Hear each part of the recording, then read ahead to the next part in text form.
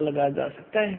तो क्या बताते हैं देखिएगा, अब तुम बेग चलो संसारा, अर्जी वही चेतो करो पुकारा। धर्मदास जी वचन, ए साहेब अब वहां नहीं जाई, ये सुख घर तक कहाँ झुराई। मुझे इसी सुख न छोड़ के कहाँ जाने की को कह रही हो।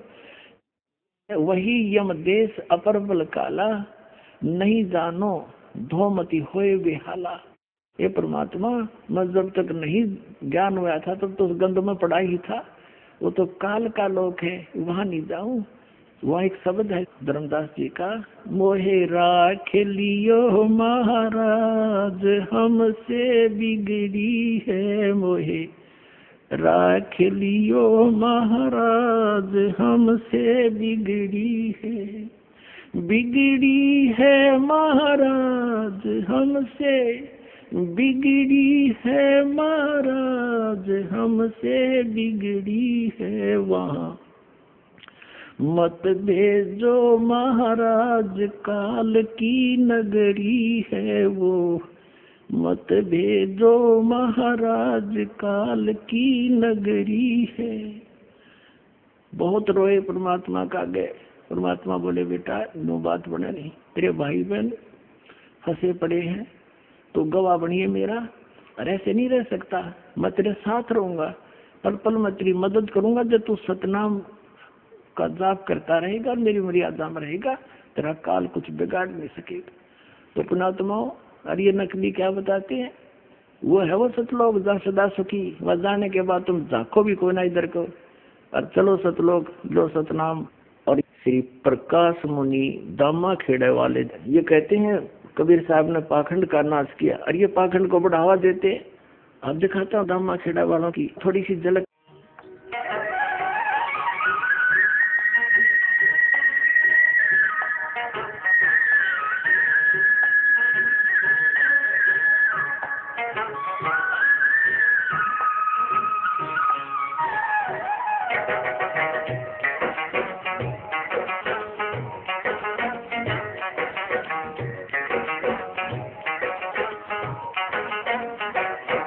मन लागो मेरो यार फकीरी में, मन लागो मेरो यार फकीरी में।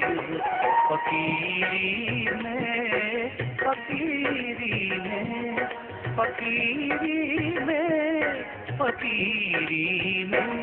मन लागो मेरो यार फकीरी में, मन लागो मेरो यार फकीरी में।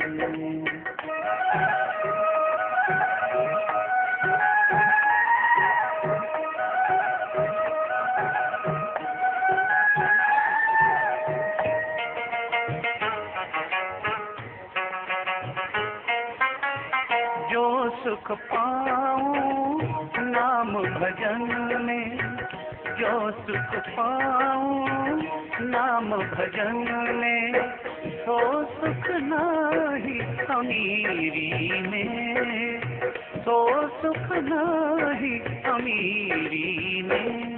मन लागो मेरो यार फकीरी में, मन लागो मेरो यार फकीरी में।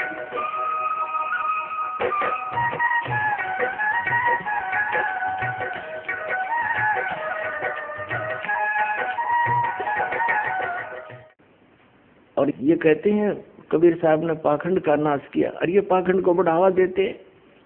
इन्होंने समाधि पूजा बना रखी है, वहाँ पर नारियल फोड़ते हैं और इस श्री प्रकाश मुनि नाम साहिब को एक परम संत जान के इसके स्वागत के लिए नाचते हैं, गाते हैं, ड्रामा करते हैं, ये सांग करते हैं सत्संग। ये संतों के लक्षण है। कबीर परमात्मा कहते हैं, नाचे गाए किन्हें ना मिलिया, जिन मिलिया तिन रोए। और नाचे गाए हरी भले तो कौन दो आगन हो। अब ये जितने भी पंथ हैं, ये इनकी जड़ दिखा दी दास ने। जैसे पहले हम छोटे छोटे थे, वर्षा के दिनों में ये पौधे उग जाते थे, आम के पौधे की तरह, नीम का पौधा। तो हम क्या करते थे, उन पौधों को वहां बहुत ज्यादा उग जाते थे एक स्थान पर, उनसे उनको वहां से निकाल कर मिट्टी से अपने खेतों में दूसरे स्थानों पर लगाने के लिए लेकर चलते थे। और किसी पौधे की मिट्टी हट जाती जड़ों की तो दूसरे ये कहा करते, तेरे पौधे की जड़ राम ने देख ली, अब यूं ना लगे सूखेगा। तो वो ऐसा ही होता था, क्योंकि ये खेत से दूसरे खेत में जाते थे, 1.5 घंटा लग जाता, उस जड़ा मिट्टी थी नहीं, वहां लगाते हो सूख जाता। तो दास ने इन सभी पंथों की जड़ दिखा दी राम ताई, अब ये सारे सूखेंगे। इस पूरे एपिसोड में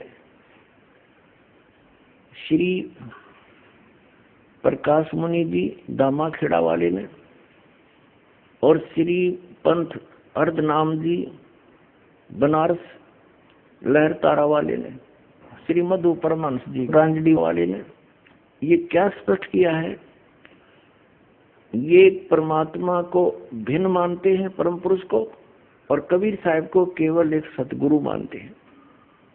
ये परमात्मा को निराकार मानते हैं, जबकि परमात्मा आपके समक्ष बता दिया कि साकार है।